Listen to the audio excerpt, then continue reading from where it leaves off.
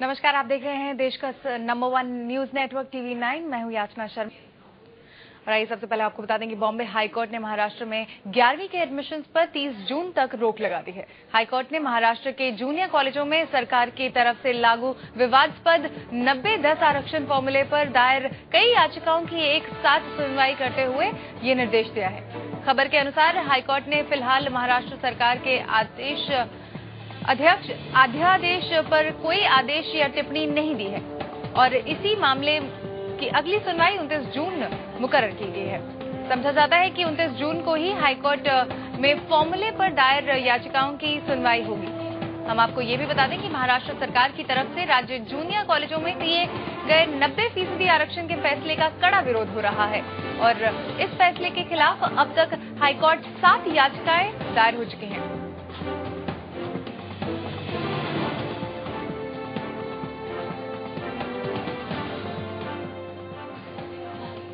Monday को रखा गया है 12 बजे हियरिंग के लिए और ये जो एडमिशन प्रोसेस है ये 29 को हियरिंग है, इसीलिए 30th तक डिफर किया गया है।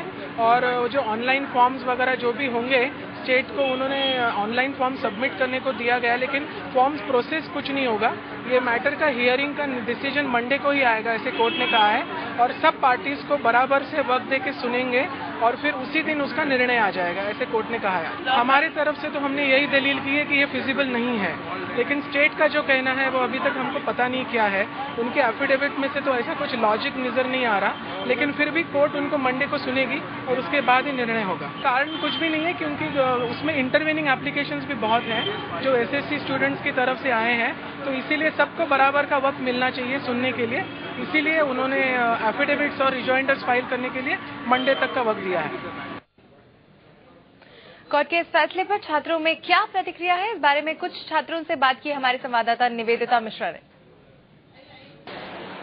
तो कुछ परसेंटाइल की तरह ही 90-10 का जो किस्सा है वो भी खिंचता चला जा रहा है। आज कोर्ट फाइनल डिसीजन देने वाली थी इस पर, लेकिन एडमिशन्स पर स्टे लगा दिया गया है और अब फाइनल जजमेंट जो है वो मंडे को आएगा। आइए बात करते हैं एक पिटिशनर से और एक फादर से, मिस्टर संजय खेर से।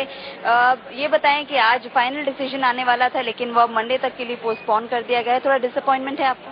कोर्ट ने यही कहा है कि पेटिशनर्स और रिस्पोंडेंट्स अपने अपने प्रोसीजरल इश्यूज कंप्लीट कर लें, जिसको हम एक्सचेंज ऑफ एफिडेविट्स कहते हैं, वो कोर्ट पार्टीज कंप्लीट कर लें। और कोर्ट ने यही कहा है कि admission process can go on in the sense जो एक्सेप्टेंस ऑफ फॉर्म्स हैं वो तो उसको कोई, बिकॉज जजमेंट कैसे भी हो फॉर्म्स तो लेने ही है बच्चों के, तो फॉर्म्स ले सकती है, जो सेंटर्स हैं वो फॉर्म ले सकते हैं। सिर्फ कोर्ट ने यही कहा है कि एडमिशन कंप्लीट न किए जाए। हमारे साथ हैं महाराष्ट्र बोर्ड के बच्चे भी, जो कि सरकार का पहले से ही समर्थन करते आए हैं और कहते आए हैं कि अच्छा मूव लिया है सरकार ने। इस बार उनको 90% सीट रिजर्व करके और आईसीएसई को 10% सीट रिजर्व की हैं, जिसका आईसीएसई ने हमेशा से ही विरोध किया है। आपसे पूछना चाहेंगे कि आपने हमेशा से ही सरकार का साथ दिया है। इस बार वेलकम चेंज जो आपने कहा था, रैली निकाली थी कि 90-10 एक अच्छा मूव है गवर्नमेंट के द्वारा। आज जब कोर्ट में उस पर मंडे को जब डिसीजन निकलेगा तो आप इसको किस तरीके से देखते हैं, अगर ये आपके फेवर में नहीं आता है?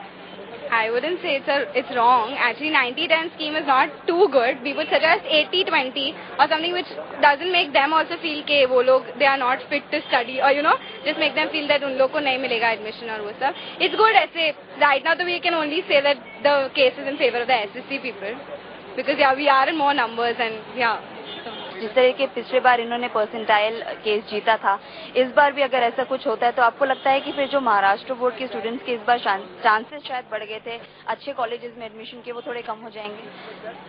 Frankly, मुझे ऐसा नहीं लगता because see if not 90%, it's not like they are not going to get admission.